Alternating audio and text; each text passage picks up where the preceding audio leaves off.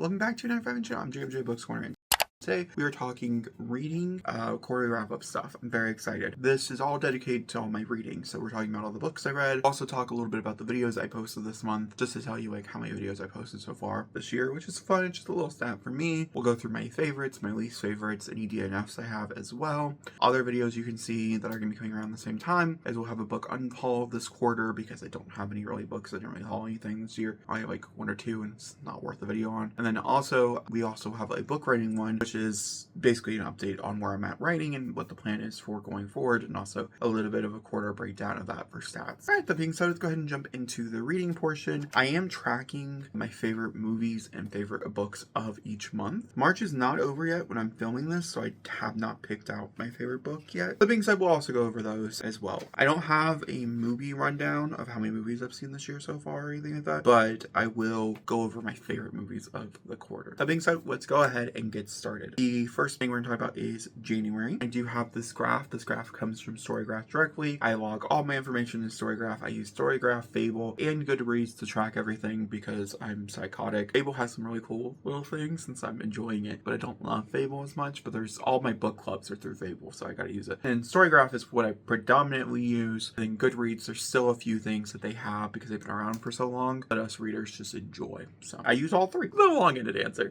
I'm gonna look around. We're gonna jump around this graph a little bit, the different graphs and stuff on here, and you can see what are my favorite books of the month are also kind of listed down here as well. That being said, January we read 27 books, which equated to 7,184 pages, which broke down to a 4.23 star rating, which was beautiful, and I read every single day of that month. My top reading day was January 22nd, where I read 1,084 pages, which came down to 9 different books. My favorite book of the month was Futbolista. We'll get a little more into that into my actual favorites of the quarter as it'll pop up again. This is what my page tracker looked like for January. The theme this year was snowflakes, if I'm not mistaken. And so that's the page tracker, and those are all the books I actually did get to.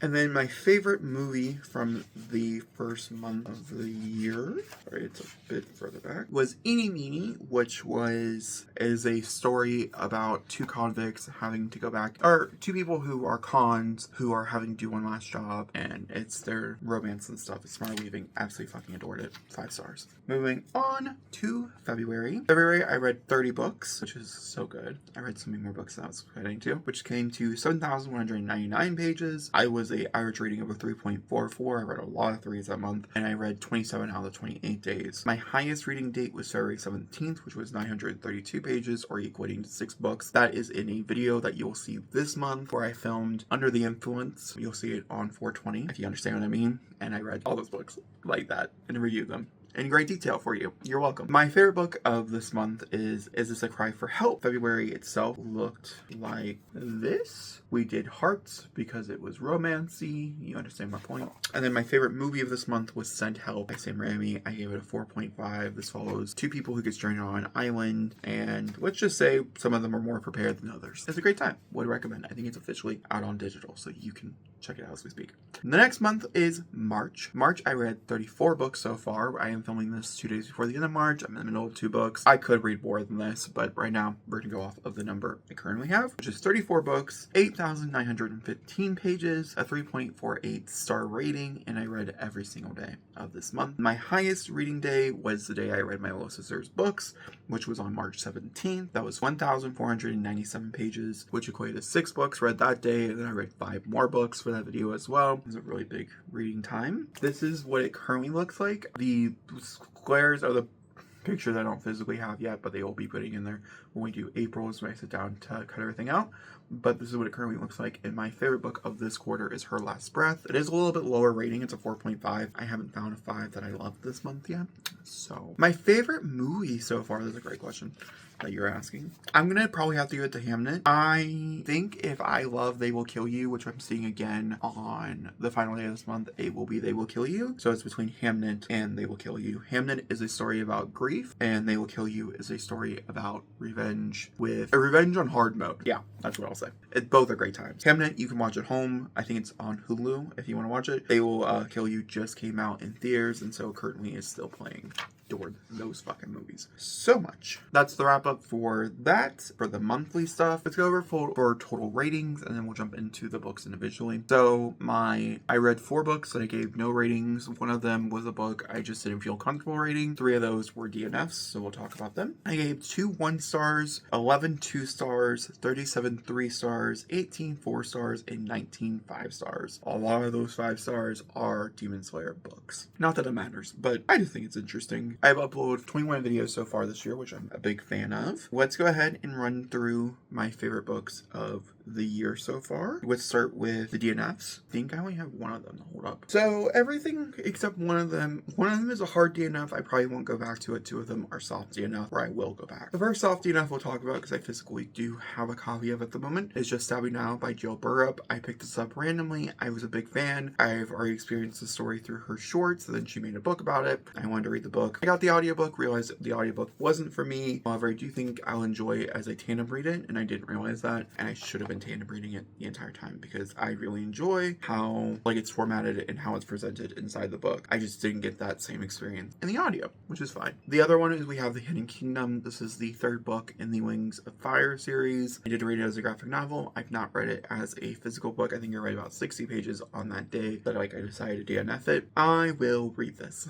I'm just waiting on a hold to come in for it, but we will read it. Do not worry about it. We will read The Hidden Kingdom. I do plan on reading all 16 books in the series. My little sister is absolutely obsessed with it, and I do know that they're doing Gay Dragons, so I'll be there.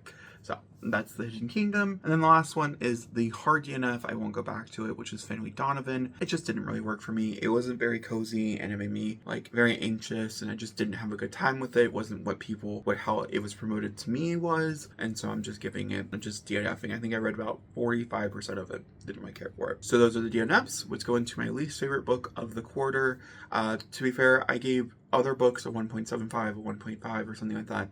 One of them is a graphic novel that I just don't feel like giving any time to. However, I do want to quickly mention about Shy Girl. Shy Girl is a book that I did not realize had controversy before even requesting it. Then I did a little research into it and realized that the author had taken an image for her book cover when it was a self-published novel that was not credited to the person who made it or who took the image or something along those lines. Already had issues. The version I read didn't have the book cover, so I didn't even know the cover existed. And I read the version that was going to get published. This book has since been taken off the rack. It's not going to get published. And that's because a lot of people come out and said that they believe AI was used for it. If I'm not mistaken, there is a point in the story where there is a prompt saying, hey, could you fix this AI? Or something along those lines from what I remember. I read the first 40% and no. And then I read that I skimmed the last 60%. I still gave it a 1.5. Some people are going to take a little offense to that, and that's fine. I just didn't really care for this. And I also don't really think the point that I was trying to make came across very well. It does make me interested because a lot of people did enjoy the debut. I've also heard similar complaints about the debut for this author, so I don't know. I won't be picking it up. This follows a woman who meets a guy. She's basically looking for a sugar daddy, is really what the answer comes down to. And so she meets the guy who has a weird kink, and she just agrees to it, and he ends up kidnapping her, forcing her into this really weird relationship. Well, it's not even weird. This very abusive power dynamic, and we're experiencing it. And it does get really gross, I won't lie. It also wasn't as gross as people made it out to be. That's my least favorite of the quarter. Let's go over my favorites of the quarter. We'll go through it month by month. Futbolista was my favorite of January, so let's start with that one. This follows a main character as he is going off to college as a freshman. He walks into college thinking he's straight, and he gets to college and he realizes that he maybe isn't so straight as he thought he was. For a portion of this book, as he is figuring out himself and his teammates as he is playing football, or in this case soccer, he's figuring out exactly who he is and what he wants to do, and he is dating a girl, and then he ends up kissing a boy at a party, and he can't stop thinking about this boy, and then he ends up in a situational ship with this boy. It's more like a friends to lovers, slow burn type of situation, but it does get very graphic in every way, and I fucking adored it. I loved it so much. Yeah, cannot speak anything more highly. The book I picked for February is This a Cry for Help? Is This a Cry for Help follows a woman as she is going through grief unexpectedly. Her ex-fiance, who is a man, dies, and died about 3 months before the book began, and she had a mental breakdown. And we're starting the book with her going back to work for the first time and not being really allowed to talk about it. She is an open lesbian. She is married to a woman. This woman is leaving to go help her sister take care of a baby. And they're not really there, but their relationship is really sweet and really kind. I really like the main character quite a bit in this one, and having worked in a library system, I think it's all very interesting. And I feel like it was very poignant. It also made me cry. I would highly recommend this one. It gave me, not that they're very similar at all, but Margot's Got Money Problems. Like, I had similar vibes, which was a 5-star. So great.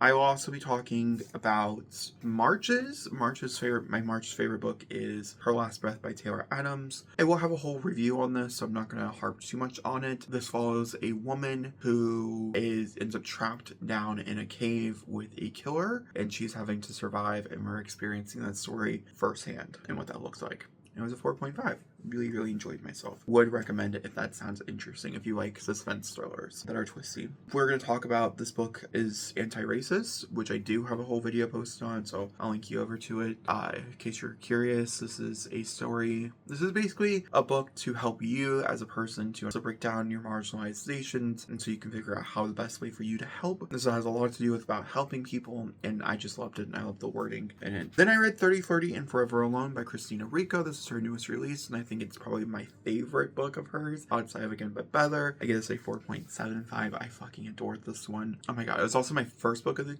year, so I do have a whole video talking about it. This follows a woman who cannot catch a break and can't get a date, and she ends up meeting someone at a wedding, but they are long distance, and so they decide that if they're ever in the same city, that they'll drop what they're doing as long as they don't have a partner and get together. And I really enjoyed every aspect of the story except for one, but I count it as a spoiler, so I won't tell you about it. Then lastly, we'll talk about Demon Slayer volume number 23 and or the last like 4 or 5 in Demon Slayer.